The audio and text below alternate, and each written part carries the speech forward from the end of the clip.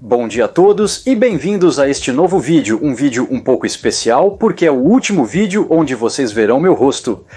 Então, eu asseguro a vocês imediatamente, Karl Jäger continua, eu continuo com o Karl Jäger, isso não muda, vocês sempre encontrarão 2 novos vídeos toda semana, mas vocês não verão mais minha cara neles, é só isso, vocês ouvirão apenas minha voz.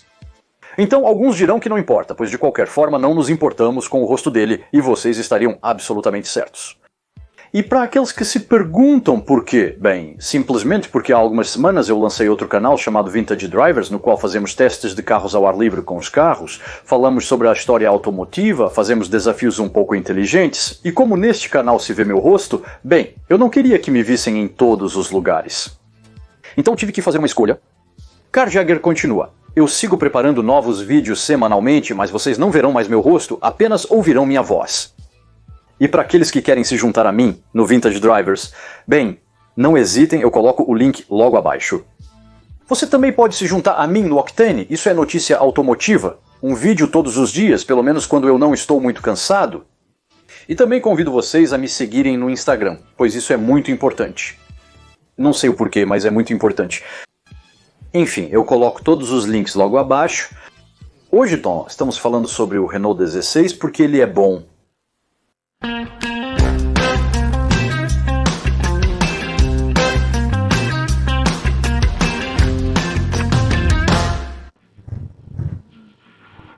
Voltando para 1955, quando Pierre Dreyfus assume o controle da Renault. Ele não é engenheiro, mas é jurista e traz consigo uma nova visão da empresa, colocando o homem no centro mais do que a técnica. E ele dará um novo fôlego à Renault, atraindo jovens talentos, especialmente de diversos horizontes. E em 1958, consciente do fracasso do Frigate, então o topo de linha da Renault e desejoso de lançar um veículo capaz de consolidar as posições do fabricante nos Estados Unidos em particular, Dreyfus dá o sinal verde para o estudo do projeto 114. O briefing é simples, um carro de alto padrão, 6 vidros, destinado principalmente a atrair uma clientela americana. E com tal especificação, as propostas do serviço de estudos vão naturalmente se orientar para uma berlina tricorpo, com motor de 6 cilindros em linha na frente e propulsão clássica e estatutária. Porém, a direção do projeto 114 desagrada o dinâmico presidente da Renault, que assinará sua sentença de morte em fevereiro de 1961, mas, apesar disso, Dreyfus não desistiu de um Renault de alta gama. Muito pelo contrário. Mas seu espírito disruptivo o impulsiona a explorar outros horizontes. Ele então pede às suas equipes para imaginarem um carro completamente diferente, um carro inovador, um carro que eles mesmos gostariam de ter. Deixando então uma parte de total liberdade para designers e engenheiros que só esperavam por isso. Na verdade, o que Dreyfus está procurando é contrariar a concorrência e propor algo totalmente novo. E o lançamento bem-sucedido do Renault 4 dá ideias do lado da Renault. Por que não adaptar o conceito para uma versão maior, mais estatutária, menos van em suma e mais eficiente? A ideia é oferecer ao público um carro de alta qualidade e uma família inovadora. E para criar este novo modelo, os engenheiros e designers da Renault vão simplesmente aplicar as receitas para conceber um carro de baixo custo em um carro de alta qualidade. É assim que começa aqui a aventura do projeto 115. Resta um pequeno problema de tamanho, a Renault perdeu muito tempo com o projeto 114 e Dreyfus pede às suas equipes que se virem para recuperar o tempo perdido e a equipe vai encontrar as soluções para encurtar os prazos. Por um lado, eles vão recuperar tudo o que era possível do projeto 114 para reduzir o tempo de estudos. O motor de 600 linhas do projeto 114 será amputado de 2 cilindros para criar um 4 cilindros em alumínio. Mas acima de tudo, eles vão revolucionar o design automotivo, ao realizar os estudos e a engenharia ao mesmo tempo. E naquela época isso era totalmente inédito. Essa maneira de fazer será adotada por todos os fabricantes. Assim, a Renault está se direcionando para um modelo completamente novo. Tração, motor central dianteiro, linha de 2 corpos com uma 5ª porta na traseira, a porta de serviço, que mais tarde chamaremos de Aion. E o resultado parece óbvio hoje, já que esse tipo de carroceria se tornou comum. Mas naquela época, no entanto, foi uma verdadeira revolução e uma aposta ousada. E ninguém sabia como os clientes iriam reagir, especialmente porque os clientes eram mais pró-clássicos. O carro tem rodas independentes, discos na frente e tambores atrás. Ela possui, como o Renault 4, uma barra de torção transversal na traseira e longitudinal na frente, o que lhe oferece uma distância entre eixos assimétrica bastante surpreendente. Sim, como o Renault 4, o comprimento da distância entre eixos não era o mesmo à esquerda e à direita. No interior, o carro se adapta às novas demandas dos usuários, sejam eles das cidades, dos campos ou dos subúrbios. Essa terra desconhecida que na época não tem nada a ver com a que conhecemos hoje. Não menos que 6 possibilidades de configuração são propostas, o que a torna o primeiro carro modular um verdadeiro carro para se viver. O desenho tão particular, mas hoje tão familiar finalmente, do Renault 16 será a obra de Gaston Juchet. Ela será lançada em 1965, apenas 4 anos após o lançamento do projeto 115, um tempo recorde em vez dos 6 anos habituais. O Renault 16 levará algum tempo para se estabelecer, pois inova em muitos aspectos.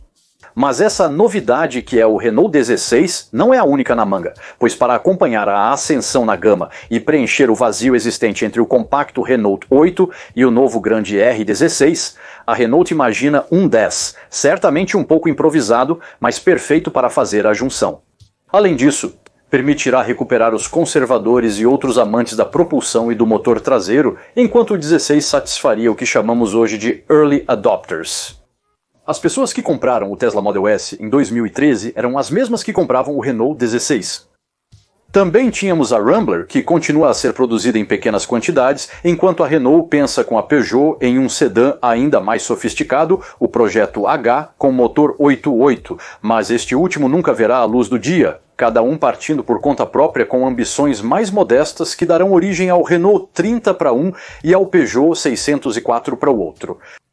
Mas aos poucos, o R16 ganhará um lugar especial no coração dos franceses, oferecendo uma verdadeira alternativa à sua rival, a Peugeot 404, muito mais clássica em seu design.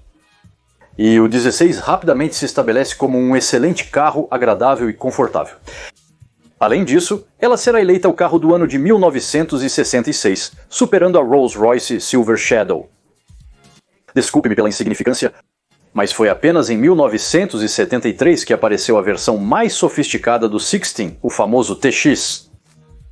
Imagine, fechamento centralizado das portas, vidros elétricos na frente, esses pequenos extras que faziam a diferença, especialmente naquela época. Sob o capô, encontramos um motor 1.6 litros que desenvolve 93 cavalos para um peso de 1.060 kg. Então pode parecer nada hoje, mas naquela época era muito.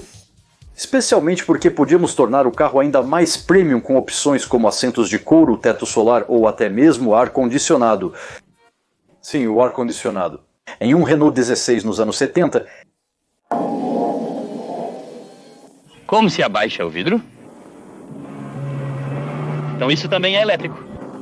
A que velocidade seu veículo anda? 165 no cronômetro. Isso serve para desembaçar o vidro traseiro do carro. Isso é o controle das faróis. Helene, ele tem faróis em Ione. Helene, as grandes águas. À noite é em Versalhes. Leitor de cartões. Ele até tem faróis de ré. Helene, eu fui enganado. O carro veio até o barco. Ela te espera na sua concessionária ou agente Renault. E assim, a revolucionária Renault 16 durou mais de 15 anos no catálogo. Sua longevidade permitiu que ela alcançasse um total de 1.851.502 exemplares, mas principalmente de impor um novo conceito assinado pela Renault por muitos anos. A 20, a 30, mas também a 25 e depois a Safran continuarão no caminho de um grande sedã com trapos, mesmo que percam um pouco em modularidade. E essa modularidade nós encontraremos principalmente no futuro Space. Porque se o conceito foi trazido pela Matra, após a recusa de um Peugeot Société Anonyme em grande dificuldade, foi a Renault que impôs a disposição do monovolume inspirada em seu bom e velho R16. O carro foi fundamental para a Renault, estabelecendo as bases para as próximas 6 décadas e sendo um sucesso comercial sem precedentes para a marca neste nível de gama. Então, hoje, é claro, a TX é a mais procurada e desejada, mas conte com bons 10 mil euros para colocar as mãos nela. Dito isto, é quase o preço de um Citroën Ami, então bem. Obrigado por assistirem a este vídeo. Diga-me nos comentários se você também pensava que o Renault 16 era afinal um carro bastante comum. Na verdade, ela é bem revolucionária. Diga-me também se você tem ideias de carros cuja história gostaria de conhecer.